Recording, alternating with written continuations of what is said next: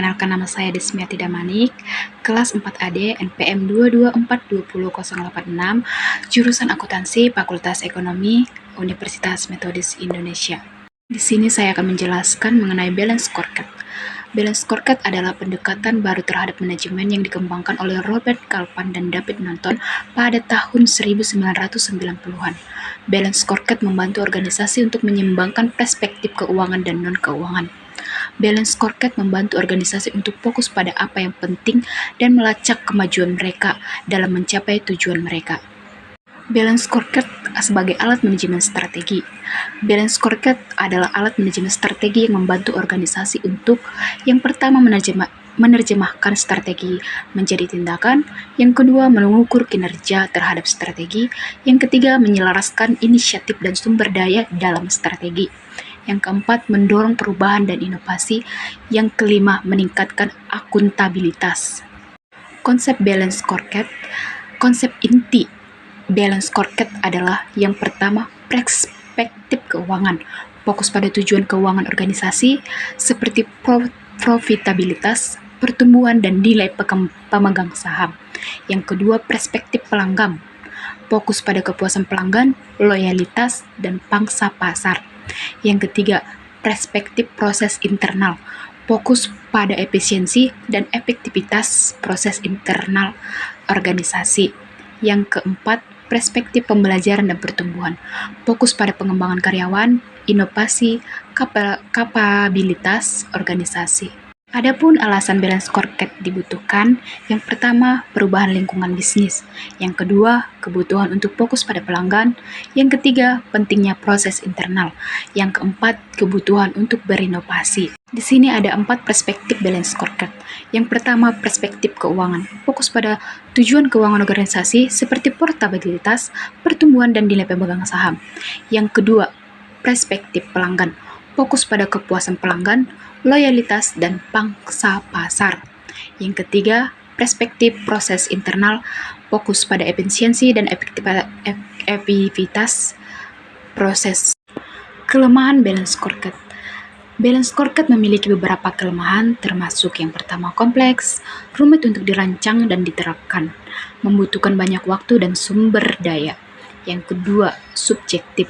Pemilihan perspektif dan KPI bisa-bisa, interpretasi hasil bisa berbeda-beda. Yang ketiga, kurang fokus jangka pendek.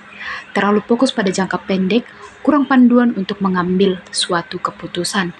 Yang keempat, kurang fleksibel, kaku dan sulit diubah saat kondisi berubah, bisa menjadi usang. Yang kelima, kurang keterlibatan karyawan.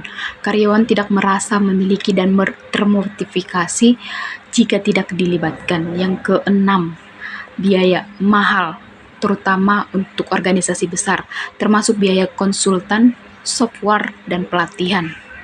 Penerapan balance scorecard pada PDAM Tirta Model Kota Semarang. Perspektif keuangan, pendapatan meningkatkan pendapatan dari penjualan air dan layanan lainnya.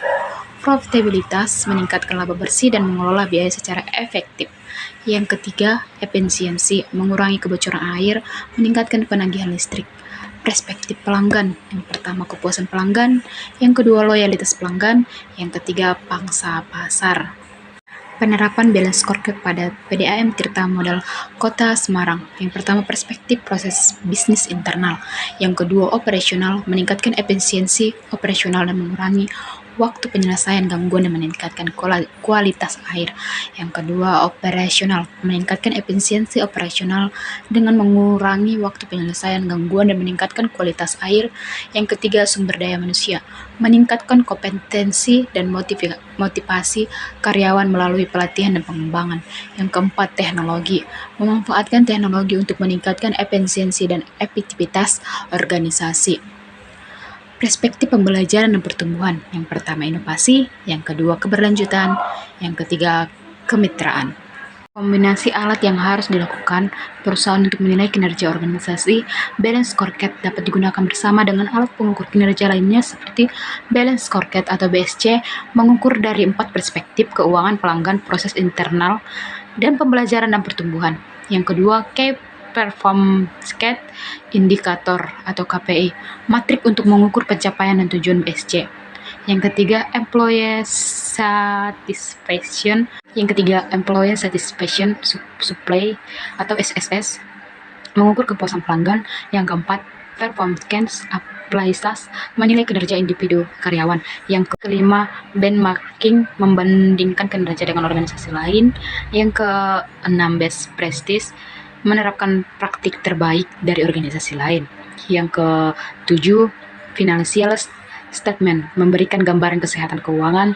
Yang ketujuh, operational report, memberikan informasi tentang kinerja organisasi. Demikian presentasi saya.